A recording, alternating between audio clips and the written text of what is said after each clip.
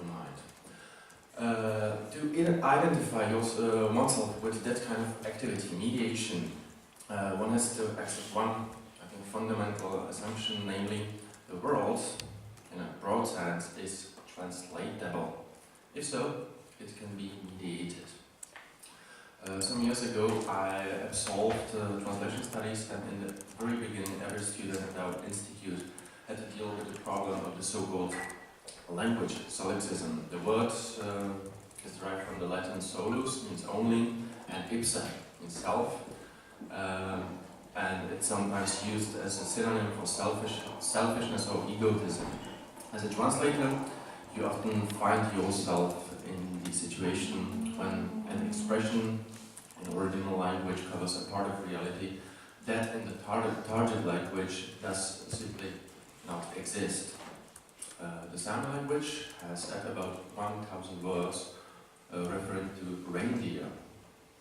In Czech, we have one. I think in German it's something very similar. This is a great example of a solipsistic situation. In literature, more than in other fields, rules the famous Wittgenstein's quotation, "The borders of my language are the borders of my world." Thus, in written literature, is it a serious matter because we rely entirely on words. Although the pictures of the world in different languages do not fit one-to-one, we are still able to interpret what they refer to. The correct interpretation leads to something less precise but more important, understanding. The correct interpretation means successful mediation from one human mind to another. The correct interpretation means extending the borders of my solipsistic world. This is not only the principle of translation, personal contact, or, for example, education, but also the principle of circulation of literary artifacts, poems, novels, etc. Interpretation is translators' answer to the problem of language solipsism. With regard to our conference, now I think appears the crucial question how we, now as organizers and curators, are interpreting literature. I believe that we are interpreting it on the level of the whole discourse.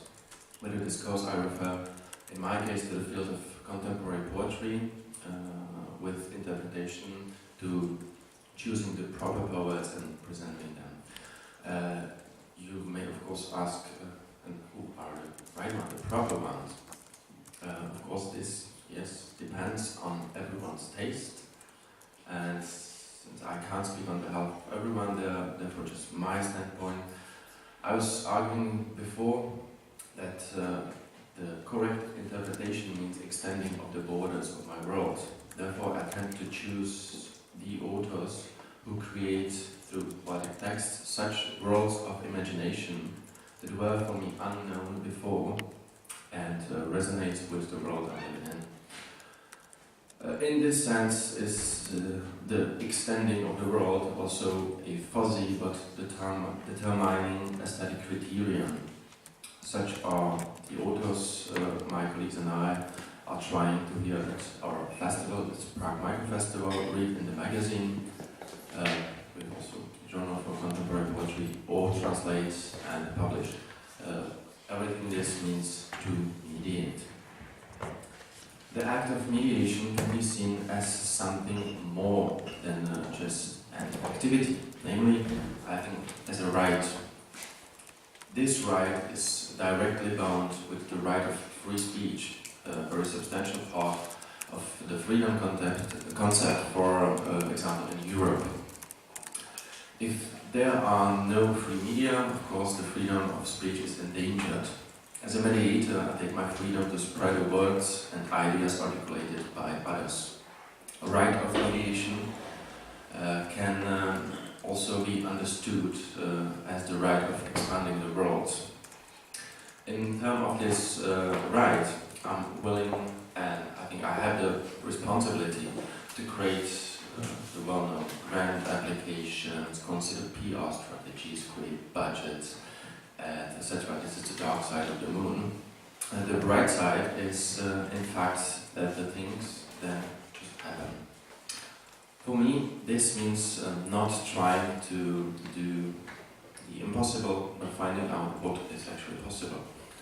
An example could be the project Display EU, which was realized by Peter Dietze and myself last year. In the very beginning, we considered just translating and publishing some poems in Psivino and Randnummer magazines. Then it surprisingly for us turned into a much larger project. Its outcome is a trilingual anthology, websites, and a new network of German, Czech, and Slovak poets. It cost a lot of energy, and I think we took our right to mediate exhaustively, if I may say so. This is how the book looked like, and there are some over there, so if you're interested, you can, of course, take it. And if there are not enough, just let me know, and I'll bring some more tomorrow. Well, up to now, I was talking about literary mediating, a practice that can be, and I think often is, understood as something rather pragmatic, neutral, nice and beautiful, as well as apolitical. I assume that we all somehow feel that our activity is not that harmless. Literary activism, yeah, sounds cool, sounds very sexy. Hey, I'm a literary activist. Sorry.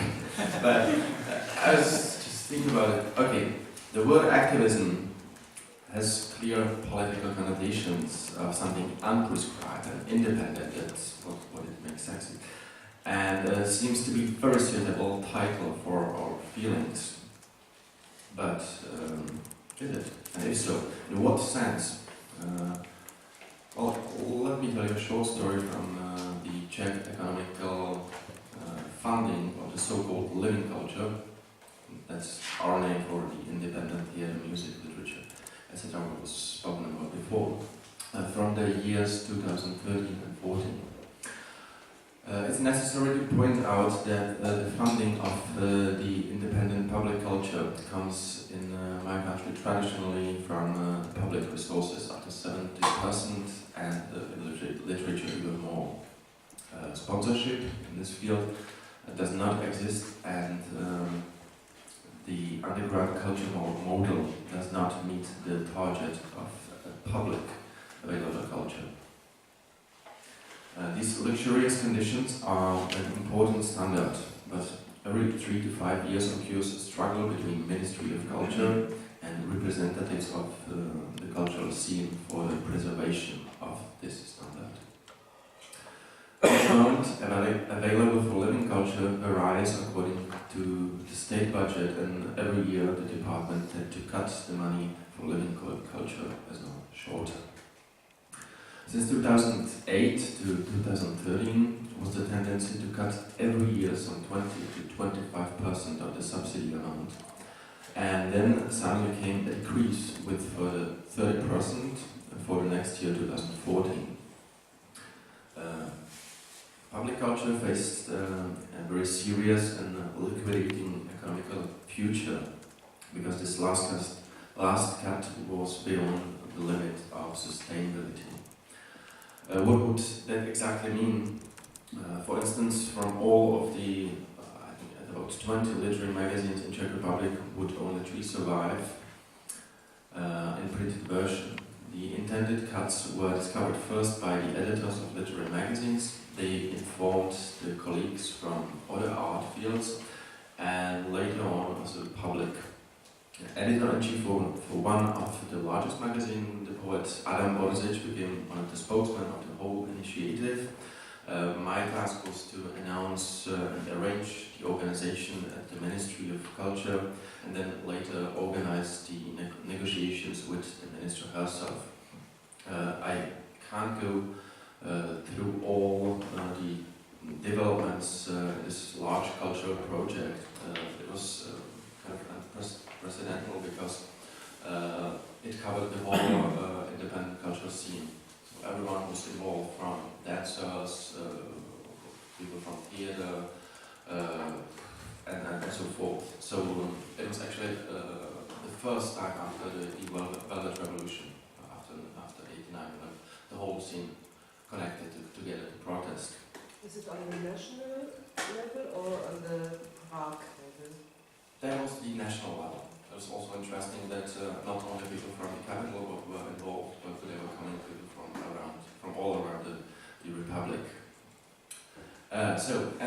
The result, very nice, was the stabilization of the conditions for living culture for 2014 and hopefully 2015, and the abdication of the minister.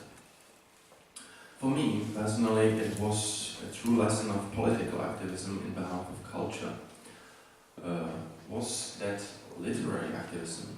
Well, I think so, because it was the condition for literature mediation, its public existence and circulation, which I was protesting together with hundreds or thousands of people for. In my everyday life, I stand for my right to mediate words and ideas in literature in a practical way, as an editor, curator, translator, and so forth. In this special moment, I was protesting for the right to mediate and trying to publicly defend this right. To sum up, 2 minutes, or maybe 1.